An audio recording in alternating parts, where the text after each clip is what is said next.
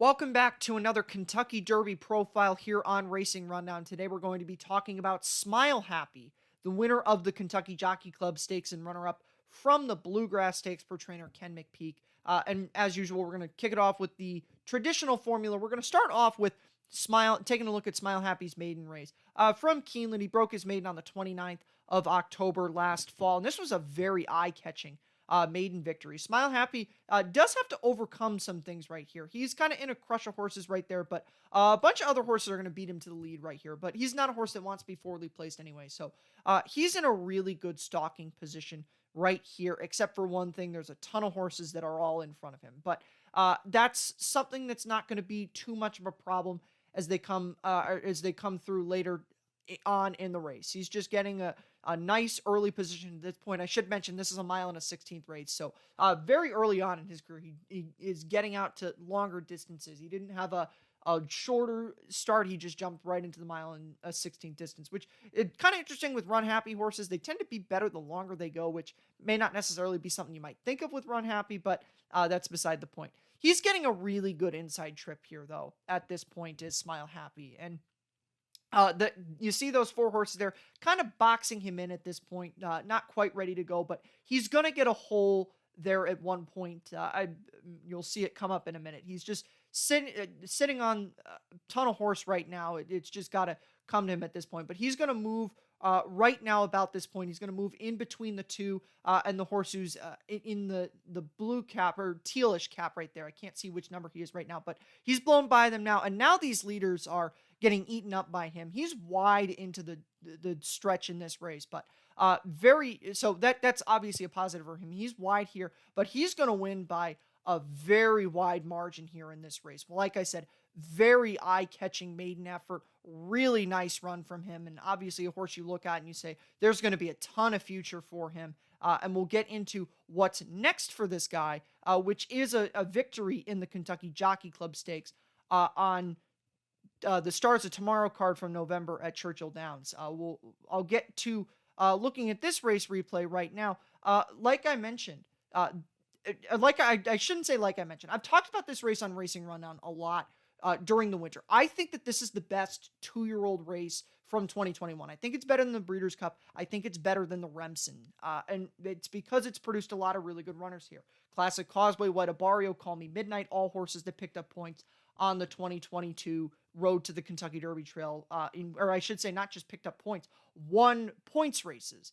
And Smile Happy at this point, I kind of skipped the start there, going on my little tangent there, but he's getting a really nice trip at this point, like he got in his maiden race, except for he's outside instead of inside. He's not a horse that really has that kind of need to be in one place here. Just he's sitting that nice stalking trip with him. Noticing a pattern here, there's like 10 horses in this Derby that like these nice stalking trips. That's obviously going to be very interesting come Derby time, but he's right around where Classic Causeway is at this point. White Abarrio's inside of them. And he's in a really good position at the point where when he makes his move, he's going to get first run on anybody who's going to be closing from him. And even though Classic Causeway's moving earlier than him, Smile Happy's got a lot more horse than him.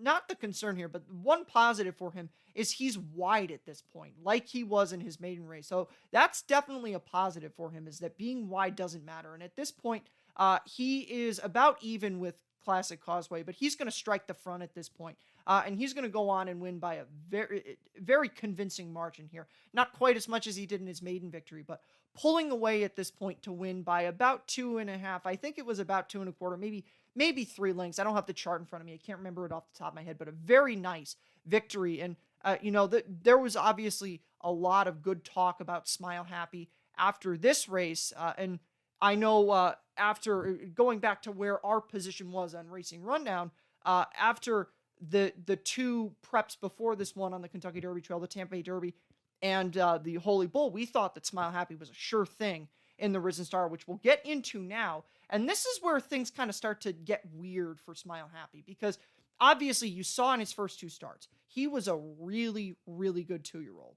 But, at this point, Smile Happy, he's lost his next 2 starts. Obviously, if you're watching this, you probably know that about him. And we'll get into try to explain why it happened in these two races. Now, as I've said in the Epicenter preview and whenever the Risen Stars come up with some of the other horses, I think Epicenter kind of trips out in this race. He is able to get a very friendly pace and set his own trip here. Smile Happy's a little bit farther back than I think he wants to be. And I'm not really sure how he's able to help that in this race. The other problem, he is coming off a bit of a break from November into February. Didn't have a start. He's still rather lightly raced. Only 2 starts coming into it. And I do apologize for that pop-up that just showed up on my computer. But he is rather lightly raced. So that is one thing that you do have to remember with this horse. But right now at this point, he's in a good stalking position. Or I shouldn't say good stalking position. He's in a good position at the point of the race that he's in. But he's got so much to do at this point. Epicenter's just cruising along on the front end. And it's kind of at this point, it doesn't matter how fast Smile Happy runs. He's not going to get him there. One thing that is interesting about this is Zandon right here, you just saw in the blue cap run by him. Zandon gets first run on Smile Happy coming into the stretch. But Smile Happy's able to recover from that a little bit. He's kind of bouncing around a little bit in the stretch. And we'll get more into that in the Bluegrass. But he's able to split horses right there. And he's going to outfinish Zandon. So at least in respect to Zandon, that's a good thing. But as I mentioned, they left Epicenter alone up front. And it doesn't matter how fast Smile Happy's going to run this last quarter because Epicenter had so much on the field. They just had no shot to catch him. It was a good effort for Smile Happy. You could chalk it up to the layoff. You could chalk it up to whatever you want to chalk it up to. Point is that he wasn't going to beat Epicenter into this race. But now we're going to move on to the Bluegrass where the promise was really there for Smile Happy. You know, it made sense that the excuse was that he came into, that he only had one start going into the Risen Star there. And Ken McPeak was very confident about this horse going into the Bluegrass. I think his quote was something like, they're going to have to bring a bear to beat Smile Happy today, something like that. But he made it very well known how confident he was in his horse. And right now, I should mention, he's one of 2 horses in here for McPeak and the commonality of ownership here. He's actually the horse who's more forwardly placed. The horse in the blue blinkers, that's Rattle and Roll. And I should correct myself. I may mistake these 2 horses right now, but Smile Happy is more forwardly placed at this point. And like I said, I think he was farther back in the Risen Star than he wanted to be. This is more of the position that he wants to sit. Emmanuel, the leader, is putting up very strong fractions. Smile Happy, maybe doesn't want to be this close here, but about the point where he wants to be. So he's much closer than he was in the Risen Star. That's certainly a benefit for him. And he is in a position where he's not going to find himself in traffic. Although I will say he did have to navigate a little bit, had to split horses in the Risen Star, and he did it rather well. But at this point, he's sitting a really nice trip, but Emmanuel's going along really easily. So it looks like Emmanuel's going to go on and win this race, but Smile Happy begins to move very well at this point. The problem, as you can see right there in the white cap, Zandon is also moving really well. But off the turn, at this point in the race, now Emmanuel's coming back to Smile Happy. Smile Happy looks huge here at this point. But a big problem right here is he's going to get the right-handed stick right there, and he's going to duck in. That is something that's the only time in his career where he's gotten the right-handed stick. But he ducks in there. His other problem, Zandon's got a ton of horse and is going to run by him here. I don't think the whip had anything to do with that Zandon came and got him. I think Zandon was just the better horse there. But it is worth mentioning that Smile Happy does have an issue where he does duck out from at least a right-handed stick. I didn't see it really with anything with the left hand, but you did see it right there with the right-handed stick. That when Corey Lanery gave him that, he did kind of duck out from that. So that's something that should be mentioned. We'll get into the pros and the cons for Smile Happy. As you can see, last couple of figures, both the Risen Star and the Bluegrass, by the way, earned 94 figures, buyer figures for the runner-up effort there and a 90 figure in the Kentucky Jockey Club. The pros for him, he can win while being wide. You saw that in his maiden race. You saw that in the Kentucky Jockey Club. That's certainly a positive for him. He may have to be wide in the Kentucky Derby. He also won the Kentucky Jockey Club. I mentioned that I thought that was the best 2-year-old race last year. Tons of great form from that.